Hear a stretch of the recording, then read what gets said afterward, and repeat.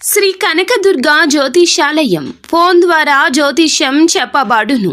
కుటుంబ సమస్యలు, ఆరోగ్య సమస్యలు, వ్యాపార సమస్యలు, సంతాన సమస్యలు, భార్యాభర్తల సమస్యలు, కోర్టు సమస్యలు. మీరు ఎన్నో సమస్యలతో బాధపడుతున్నారా? అయితే ఒక్కసారి మా గురువు గారిని సంప్రదించండి. గురూజీ శివశక్తి రాజు 100% స్త్రీ పురుష వశీకరణం చేయబడును. మీకు ఎటువంటి గుప్త సమస్యలు ఉన్నా 100% పరిష్కారం చూపబడును. Phone number 9764639967. రాత్రి 9:45 తరువాత ఒక చెడు వార్త. వీరే ఆ వార్తను మోసుకొస్తారు. ఏం జరగబోతుంది? ఆ వార్త ఏమిటి? ఈ రోజున గోచర రీత్యా మిగిలిన అంశాలు ఎలా ఉన్నాయో ఈ వీడియోలో తెలుసుకుందాం. రాత్రి 9:45 తరువాత ఒక చెడు వార్త. వీరే ఆ వార్తను మోసుకొస్తారు. ఏం జరగబోతుంది? ఆ వార్త ఏమిటి? ఈ రోజున గోచర రీత్యా మిగిలిన అంశాలు ఎలా ఉన్నాయో ఈ వీడియోలో తెలుసుకుందాము. వీడియో ఎక్కడా స్కిప్ చేయకుండా దయచేసి పూర్తిగా చూస్తేనే మేము ఏం చెప్పబోతున్నామో మీకు అర్థమవుతుంది. వీడియో నచ్చితే ఒక చిన్న లైక్ చేయండి. మీ లైక్ మాకు ఎంతో సపోర్ట్గా, ఎంతో ఎంకరేజ్మెంట్గా ఉంటుంది. ఇక ఆలస్యం చేయకుండా వీడియోలోకి అయితే వచ్చేద్దాము. మీరు అస్సలు అనుకుని ఉండరు, మీతో పాటుగా మీ కుటుంబం కూడా అనుకుని ఉండదు. కానీ అకస్మాత్తుగా వచ్చే ఈ యొక్క పరిస్థితి మిమ్మల్ని చాలా వరకు కూడాను బాధిస్తుంది, రోధించేలాగా చేస్తుంది. ఈ యొక్క చెడు వార్త ఏమిటో, ఈ రోజున కలిగే శుభ అశుభాలు ఏమిటో కూడా తెలుసుకుందాము. ముందుగా వీరి గురించి, వీరి తత్వం గురించి తెలుసుకోవడం చాలా ముఖ్యము. ఈ రాశి వారు లక్ష్మీదేవికి ఎంతో ఇష్టలు. ఎందుకంటే వీరి తత్వము అటువంటిది. కష్టాల్లో ఎదుటి వారికి సాయం చేయడం, మంచి మనసుతో మాట్లాడి ఆదుకోవడం, నవ్వులు పూయించడం, ఏ పరిస్థితుల్లో ఉన్నా కూడాను ఎదుటి వారి కష్టాల్లో ఆపన్న హస్తం అందించడమే కాకుండా అందరికీ భరోసా కల్పించడం, అందరి మేలు కోరుకోవడం, ఎవరితో అయినా చాలా చక్కగా మాట్లాడడం వీరి యొక్క నైజము. మేలు చేసిన వారిని మరచిపోరు. కొత్త వారిని, పాత వారిని అందరినీ ఒకేలాగా ఆదరించి చూస్తారు. ఎవరితో ఎలా ఉండాలో వీరికి ఎరుక. అందరినీ గౌరవంగా మాట్లాడతారు. కొన్నిసార్లు మనోచాంచల్యం ఉంటుంది. ఈ విషయంలో అప్రమత్తత అవసరము. మాట ఇచ్చే విషయంలో, మాట్లాడే విషయంలో తగిన జాగ్రత్త తప్పక తీసుకోండి. ఎప్పుడూ ఖాళీగా కనిపించరు వీరు. ఏదో ఒకటి సాధించాలనే మొండి పట్టుదల మాత్రం అధికంగానే ఉంటుంది. అయితే ఈ రోజున చూస్తే రాత్రి 9:25 తరువాత ఒక పెద్ద అశుభ వార్త ఫోన్ ద్వారా కావచ్చు, మెసేజ్ ద్వారా కావచ్చు, వచ్చి వ్యక్తి చెప్పడం ద్వారా కావచ్చు. ఏ ఆదాయ మార్గం అయితే మీకు ఆదాయాన్ని ఇస్తుందో, మీరు సర్వైవ్ అవుతున్నారో, మీకు మీ కుటుంబానికి అది ఒక్కటే ఆధారం. ఆ యొక్క ఆధారం అనుకుంటున్న ఆ యొక్క డబ్బు సంబంధిత మార్గం త్వరలో మూసుకుపోబోతుంది.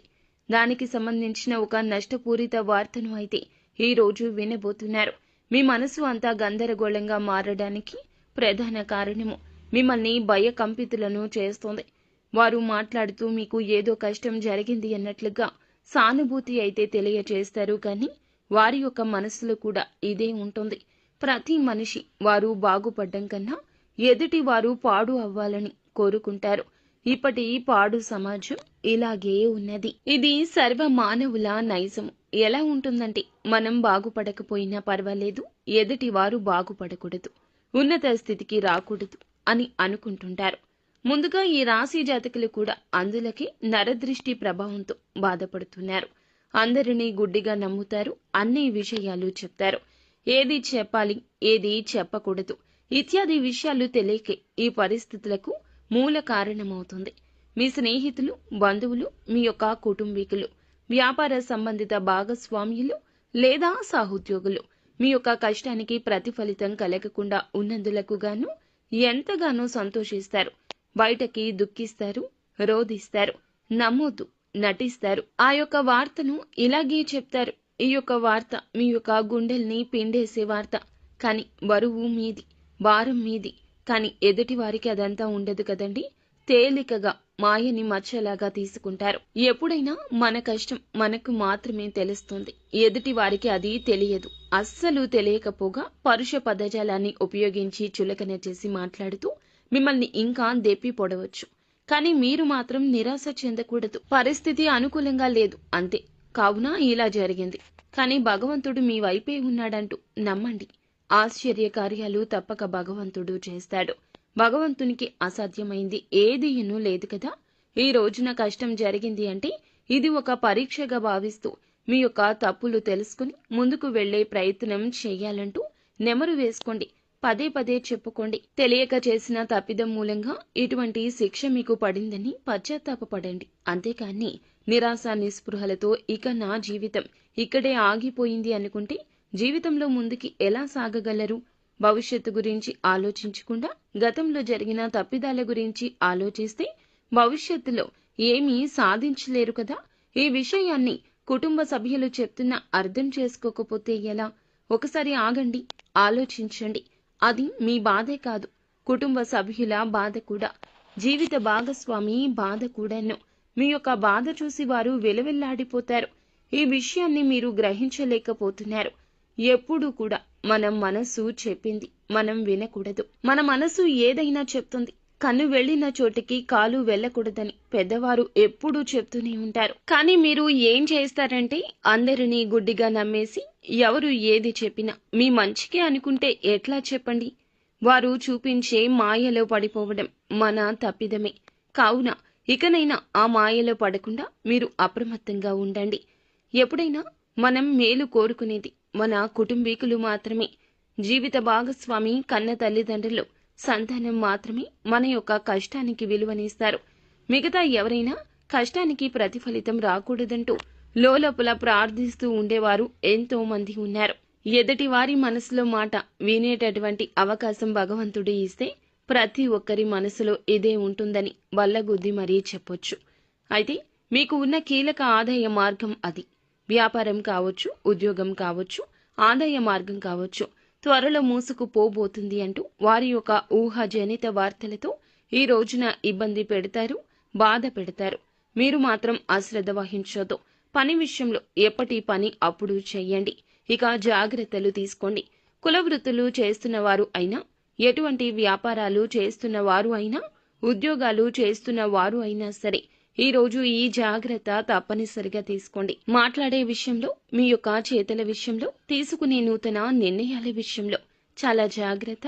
ధనం విషయంలో పెట్టుబడుల సలహాలు కూడా పాటించొద్దు. ₹1 పెట్టినా అది మీకు ఈ రోజున నష్టం కిందకే జమ అయిపోతుంది. జాగ్రత్త.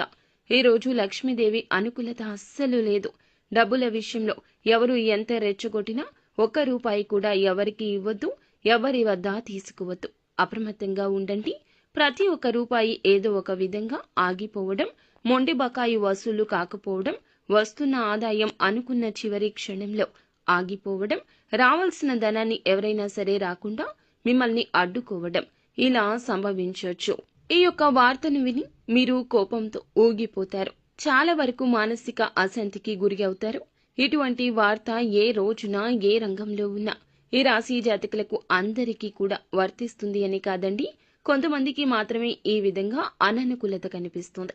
ఇక మిగిలిన అంశాలు కూడా ఈ రాశి వారికి మిశ్రమంగానే ఉన్నాయి. వ్యాపారస్తులకు కొంచెం మిశ్రమ ఫలితాలే ఎక్కువ. వ్యాపార జీవితం గురించి ఒక కీలక ఆలోచన చేస్తారు. అమలు విషయంలో కాస్తంత జాప్యం జరుగుతుంది. తీసుకునే నిర్ణయం మీ యొక్క బంగారు భవిష్యత్తుకు బాట అవుతుంది. కానీ ఇలా ఇబ్బంది పూరిత వార్త కాకూడదు. కావున చేసే ఆలోచన, సొంత నిర్ణయాలకు ప్రాధాన్యత ఇవ్వకుండా ఎవరైనా అనుభవజ్ఞుల సలహా తీసుకోండి. కుటుంబ సభ్యుల సలహాని కూడా పరిగణలోకి తీసుకుంటే మేలు కలుగుతుంది. భాగస్వామ్యులతో విభేదాలు ఉంటే పరిష్కరించుకోవడానికి అడుగు ముందుకు వేస్తారు. వారితో కలిసి కొత్త వ్యాపారాలు మొదలు పెట్టాలి అని ఆలోచన చేస్తారు. ఉద్యోగస్తులకు కూడా కొన్ని ప్రత్యేక సవాళ్లు ఉన్నాయి. ఎదుర్కోండి, ధైర్యంగా ఎదుర్కోండి. అధిగమించి ముందుకు సాగడానికి దైవ బలం తోడుగా ఉంటుంది. నిత్యము శివారాధన చేసుకోవడంతో పాటుగా ఆదిత్య హృదయ స్తోత్ర పఠన పారాయణం చేయండి.